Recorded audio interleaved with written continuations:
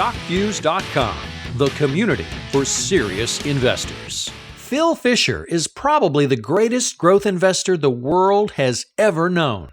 In 1957, he wrote the investment classic Common Stocks and Uncommon Profits. Chapter 3 of this book is entitled What to Buy, and it's in this chapter that he lays out his core investment philosophy. Fisher identifies 15 points an investor should be looking for in the type of stock that might show a gain of several 100%. In this lesson, we're going to review those 15 points.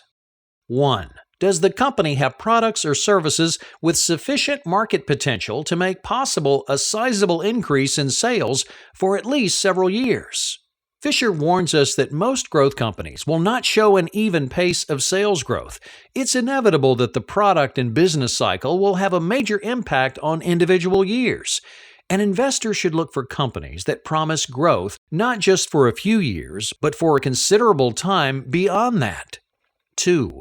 Does the management have a determination to continue to develop products or processes that will still further increase total sales potentials when the growth potentials of currently attractive product lines have largely been exploited?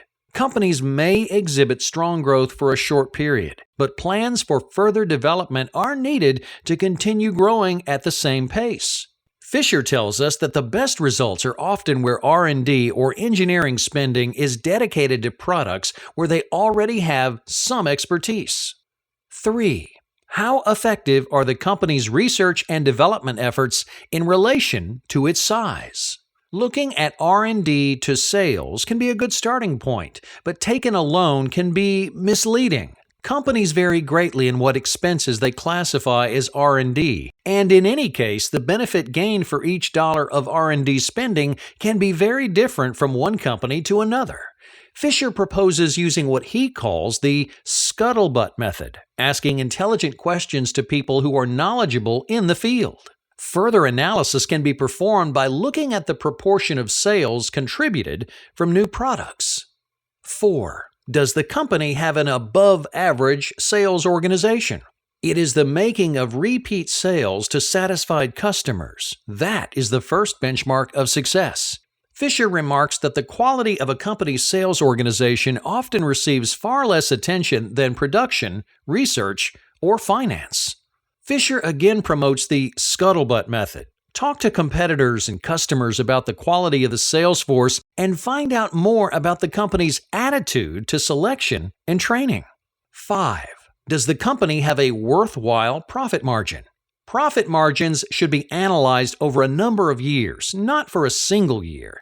Fisher believes the big investment gains generally come from companies having relatively high profit margins rather than marginal companies. One exception to this rule, he suggests, could be where the company has deliberately depressed its margins through a policy of investing significant amounts in research or sales promotion in order to drive top-line acceleration.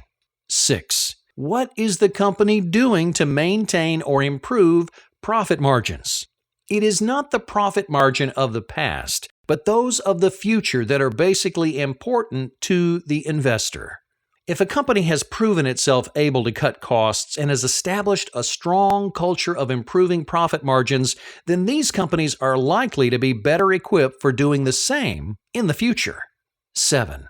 Does the company have outstanding labor and personnel relations? Fisher's concern is not just about the cost of strikes, but also the cost of poor productivity and high turnover. He suggests looking at indicators like staff turnover, pay relative to the industry, or the number of job applicants for open positions. The investor who buys into a situation in which a significant part of earnings comes from paying below standard wages for the area involved may in time have serious trouble on his hands. 8. Does the company have outstanding executive relations? The company offering greatest investment opportunities will be one in which there is a good executive climate.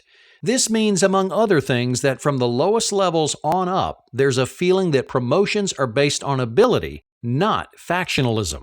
To get insights here, Fisher suggests talking to a number of executives through various levels of the company. 9. Does the company have depth to its management? The investor should have an idea of succession planning and what would happen if the top executives were to leave.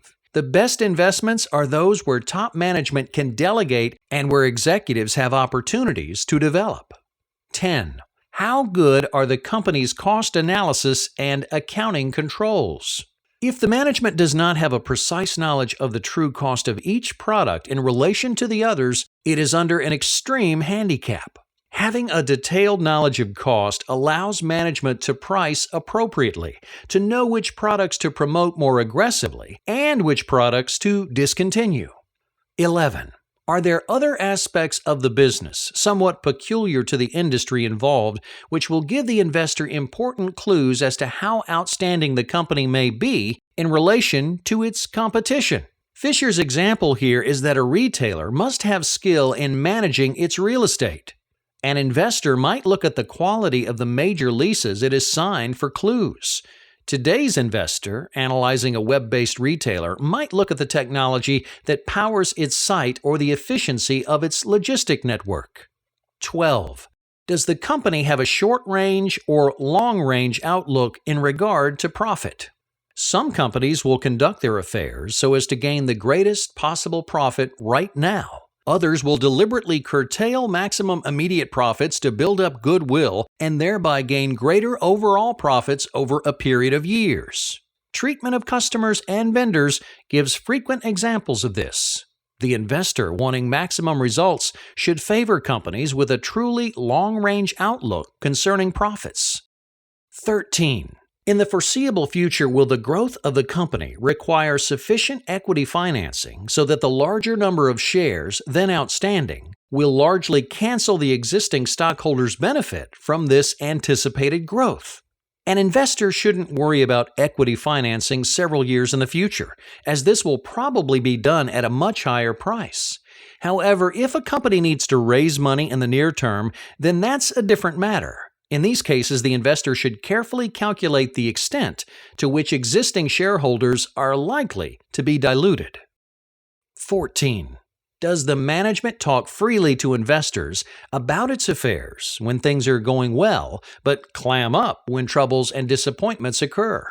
By the law of averages, some new products and processes will be costly failures or will run into unexpected delays. Such disappointments are an inevitable part of even the most successful business. If met forthrightly and with good judgment, they are merely one of the costs of eventual success.